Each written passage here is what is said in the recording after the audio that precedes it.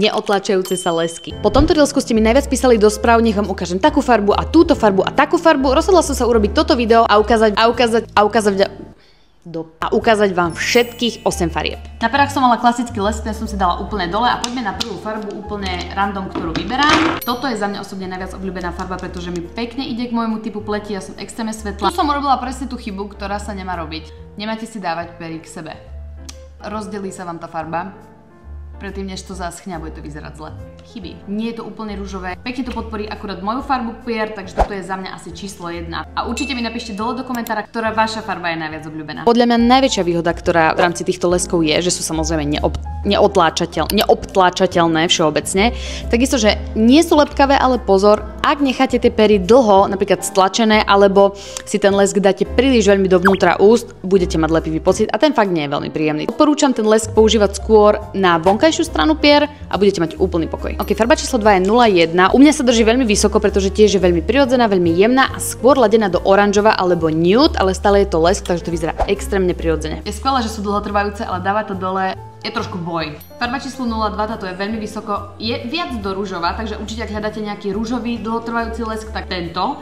Ale všetky farby sú také polopriesvitné, čo je za mňa úplne 10 z 10, pretože môžete to kombinovať s rôznymi kontúrkami, môžete to nosiť bez, rôzne, skvelé.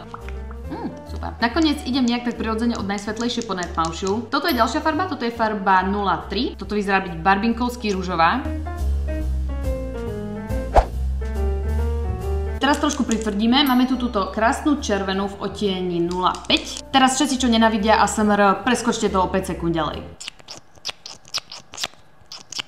Sú to fakt hlučné lesky. Nemám okuliare, asi je to vidno, takže asi to bude trošku krivo, ale tak odpuste mi, aspoň vidíte, ako to vyzerá na perách. Tento lesk je nádherný a podľa mňa, že na vrch ešte červeného rúžu, aby to umocnil, bude úplne skvelý. Ďalší odtieň je 07 a je to fakt taký burgundy, fialovo-hnedý. Nikdy som ho neskúšala, teraz prvýkrát. Ja skúsim dať ešte jednu vrstvu, čo to spraví. Keď to budete robiť ako ja a budete si dávať vrstvy, tak skôr počkajte, kým tá prvá zaschne a tak dajte druhú, lebo sa vám to môže zožmolkavieť. Krásna farba teraz na jeseň, ešte umocnená s nejakou kontúrkou, to môže vyzerať ešte lepšie, ale ako samotný lesk podľa mňa to má niečo do seba tým, že to je také polopresvitné.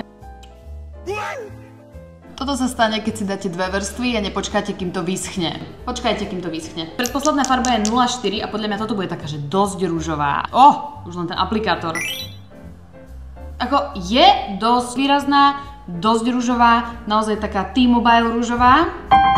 Čakala som trošku výraznejšiu farbu, ale veľmi dobre, že nie je taká výrazná, že je stále zase priesvitná a viete ju kombinovať s rôznymi kontúrkami, vyzerá naozaj pekne. No a máme tu poslednú farbu, táto farba je 06, netuším. Tá farba, či to je burgundy? Ktorá z týchto dvoch je burgundy? Či ani jedna, či mix týchto dvoch? Napíšte mi do komentára, poďme to vyskúšať. Toto som nečakala. Ty brďo, tak toto je, že dosť výrazný. Toto už je rúž. Stále je to lesk, stále má v sebe veľa lesku. Toto je krivé jak šlak, nemám okuliare. Ja mám akože zrkadlo pred sebou, ale je strašne ďaleko, lebo natáčam, takže pardon. Keď to je krivé celé, ospravedlňujem sa. Tá farba je extra, ako takto. Za mňa nepristane mi táto farba. Akože nepristane mi neznamená, že je škaredá, hej, aby ste si to nemysleli. Podľa mňa táto farba pristane veľa ľuďom, ktorí ju vedia doladiť k svojej nejakej color palete. Nečakala som až takú výraznú farbu, keďže ostatné odtiene niektoré sú fakt také polopriesvitné. Táto je akože fakt, že dosť výrazná. Na poháre sa to neotláča, čo? Ale taká vreckovka. Dobre, tu je nejaký rozdiel. Hej, vidíme to, ale stále mám tú farbu na perách, takže mech. Vyslovene na servítke, ale akože na perách to nie je nejak lepkavé ani nič podobné, vravím, je to lepkavé iba keď... Ani teraz vlastne. No neviem, už som z toho fakt zblbnutá, pretože tento lesk nie je absolútne lepkavý, tento lesk bol trošku lepkavý, ale zase nič hrozné, vravím, to je fakt, že keď iba dlho držíte tie pery pri sebe a tlačíte ich v sebe, tak vtedy cítite, že to je trošku lepkavé, nič viac. Predsa len je to dlhotrvajúci lesk, takže niečo také tam musí byť. Toto ma trošku prekvapilo, táto farba. Či je to tou servítkou, že som zobrala preč lepka? No neviem. Neviem, každopádne tieto lesky sú úplne skvelé. Nevravím, nepoužívam vôbec každú farbu, používam najmä tie nude farby, ktoré ste videli, alebo nejaké odtiene rúžovej. Hlavne keď idete jesť, respektíve... Why are we still here? Just to offer. Takto to ja nosím najradšej, je to les 02 s touto kontúrkou. Táto kontúrka je konkrétne od She a je to taká hnedofialová farba. Perfektne mi sedí s oteňom z mojich pier a oteň pravdepodobne, neviem.